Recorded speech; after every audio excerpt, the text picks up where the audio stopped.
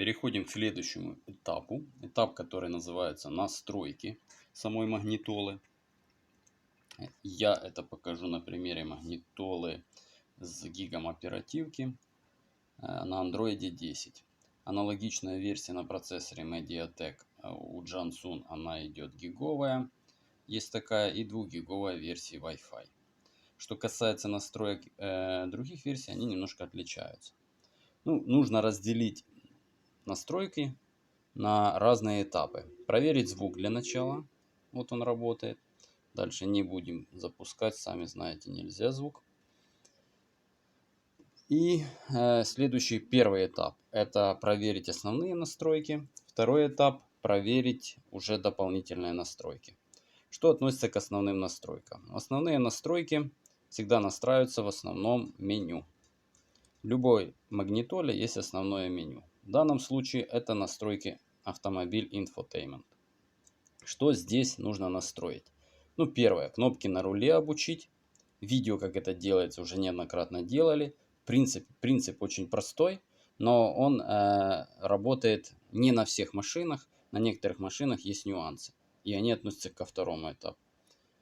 Дальше нужно обязательно посмотреть, как настроить какие-то подсветки, подсветка дисплея. И у нас был вопрос у клиента: цвет клавиш, как в этой версии настроить. Вот здесь есть меню настройка цвет клавиш, и вы можете выбрать. Но это подсветка вот этих клавиш, которые находятся слева. Сейчас их не видно, потому что они включаются исключительно вместе с фарами и подключаются к проводу, который называется ELL. Да, можно сделать на постоянку, если подключить этот провод на кабеле, в котором постоянное питание в 14 вольт. Дальше к основным настройкам нужно настроить громкость в разных режимах. Нужно настроить звук в разных режимах.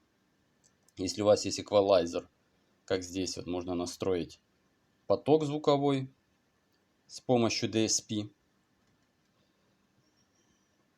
Настроить навигацию. Выбрать, что будет главным навигацией. Можно сделать автостарт навигации.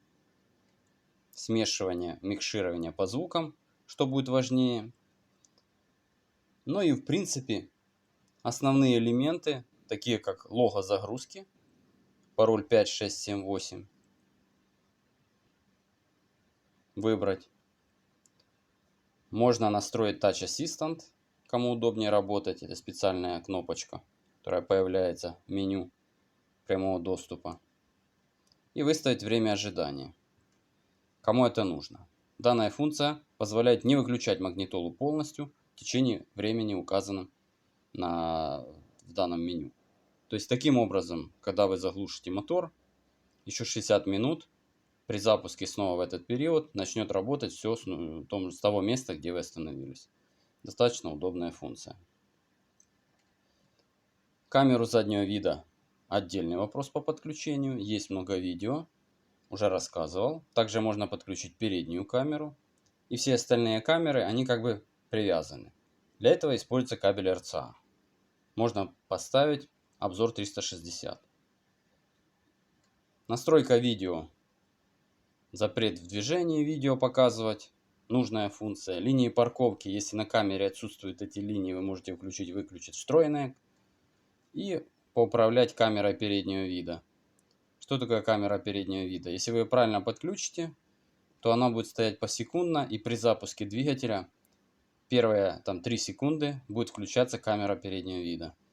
Чтобы вы видели, никто не лежит, не заснул ли кто-нибудь перед вашей машиной спереди. Все может быть, особенно если это большой автомобиль.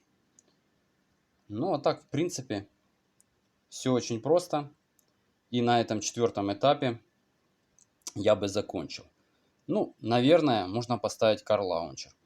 Что касается вопроса, можно ли изменить ярлыки, то это все называется лаунчеры. Есть лаунчеры стандартные, есть лаунчеры автомобильные. Если вы хотите поменять ярлыки, установите любую тему, как на мобильном телефоне с Play Market, лаунчер Microsoft, лаунчер Hola. Помните, что там может быть реклама, которая будет вам потом назойливой. Microsoft лаунчер, по-моему, нету рекламы. И либо установить Car Launcher. они более удобны для использования в автомобиле. Вот, в принципе, есть основной этап. Еще можно отнести к этому этапу настройка Bluetooth. Обратите внимание, есть Bluetooth для настройки к вашему телефону, для связи. Есть либо передача еще музыки. Сюда входит у нас телефон, контакты и музыка. Она активизируется только после подключения. И отдельный Bluetooth для подключения других устройств, например, автосканера. Помните, что для работы автосканера понадобится приложение. Ее нужно тоже скачать с Play Market. А как ввести свой аккаунт? Первый способ – зайти просто в Play Market, ввести аккаунт. Понятно, для этого понадобится нам интернет. Без интернета ничего не работает. Второй способ – через настройки Google, либо Android настройки, можно подключить соответствующий аккаунт.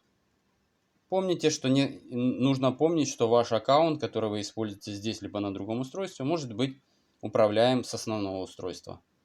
Ну, также здесь есть некоторые функции, как Android Auto. Кто знает, что это такое, тоже интересная вещь. Управление магнитолой на расстоянии, но для этого нужен постоянный интернет. А как получить постоянный интернет в этом приборе? Нужно раздать с основного телефона, либо подключиться по Wi-Fi. Поддержка 4G в этой версии нету. Ну и на практике помните, что использовать 4G не очень удобно, так как отсутствует покрытие по всей стране. И 4G будет идеально работать только в городе. И то еще не во всех местах, в зависимости от оператора. То есть необходимости покупки в версии 4G, в принципе, она сомнительная. На этом заканчиваем этот этап. И в следующем этапе я расскажу, почему, когда вы подключили магнитолу, и у вас не работают кнопки. Почему не отображается температура, что нужно сделать, чтобы это все заработало. И почему не получается это сделать быстро.